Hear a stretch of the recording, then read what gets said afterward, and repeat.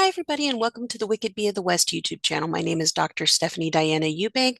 I teach operational management, lean operations, and supply chain management at Stan State, and I'm the sole proprietor of Wicked Bee of the West Consulting.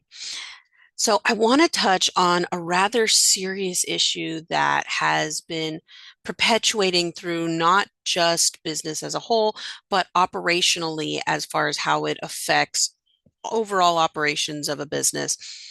And that's the pervasive issue, not only of remote workers, but we're seeing it in in-person and hybrid workers, of loneliness and how it is affecting issues of burnout.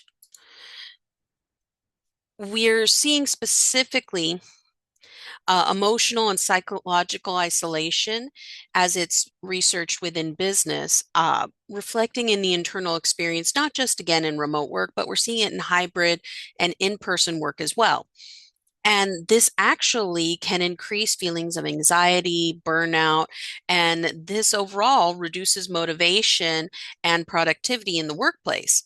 And it can even persist when communication is infrequent, especially if interactions feel transactional, surveillance based, or lacking genuine connection. So basically, when everyone's afraid to communicate, especially in the business setting. And we're seeing this growing more and more for hybrid and in-person workers along with remote workers. Most of this has been predominantly studied within remote workers and only now is being looked at all three types of modalities.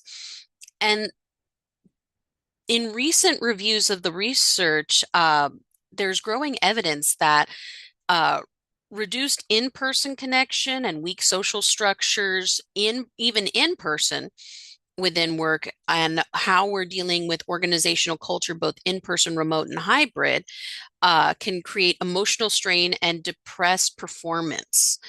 Uh, a Harvard Business Review research also reported loneliness in remote teams that can significantly impact performance and create an issue with community and belonging. But again, how do we curb this, especially with how it can affect burnout, as burnout is becoming an increasing issue across the board and across modalities? For one, build intentional micro connections. Scheduling as leaders, scheduling one-on-ones, using small group coffees and follow-ups after meetings to convert transactional touch points into relationship building. Again, getting to know your team as people.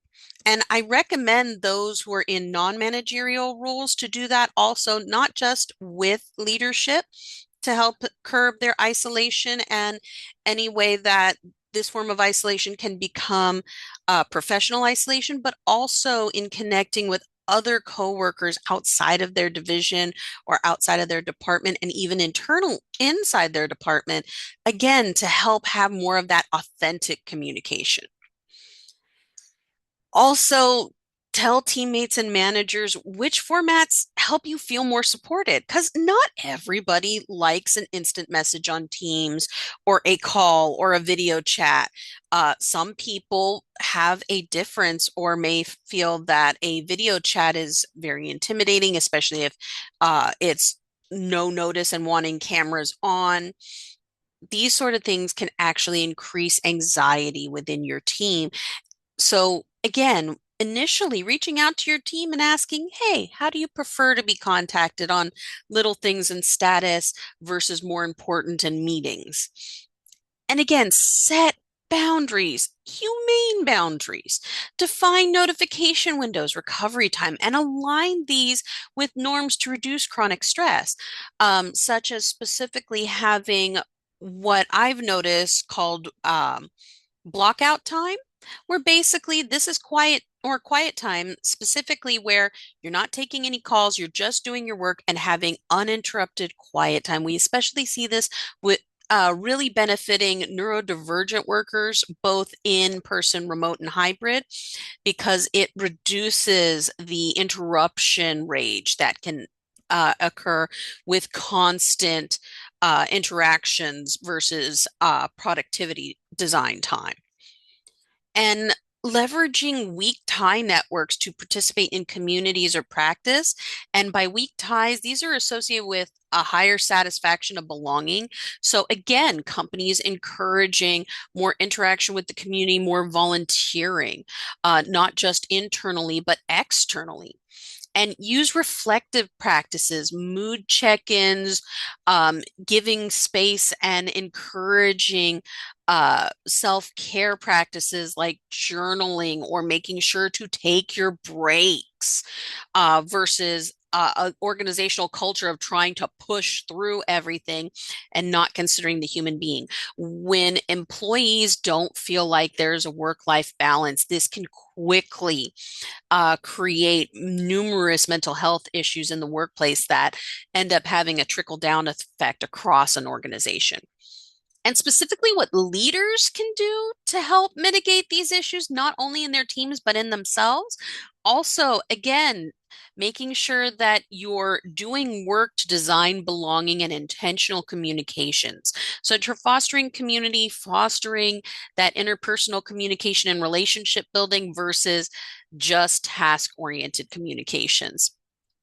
And again, making sure that you're establishing communicational boundaries of safety and making that a norm, such as making sure that you're keeping confidentiality when requested, making sure that you're authentically yourself and being frank and honest. And again, how companies are utilizing surveillance and bossware, both in person and remote, can also really set a tone for how leaders and followers are communicating not only with each other, but with the organization as a whole. And again, this can create a lot of heavy pressure emotionally on our workforce, both from the leadership and followership perspectives. And again, training managers on communication, not just for in person, but for remote and hybrid teams, because they are a totally different experience for a leader. So, understanding better communication styles and the additional type of leadership style that remote and hybrid workers really need of more of that supportive teacher mentality versus an authoritarian leader mentality. And we're even seeing a call for that more in remote work as well, as far as how to positively encourage the workforce. And again, normalize recovery, set boundaries, take your breaks, take your PTO, make sure that you're making space for yourself and for your recovery and creating a work-life balance. You're no good to your team, whether you're a leader or a follower, if you're not taking care of yourself. That's all I have for you today. Remember, if you like this content, please like and subscribe. And as always, remember, remote work, it's here to stay.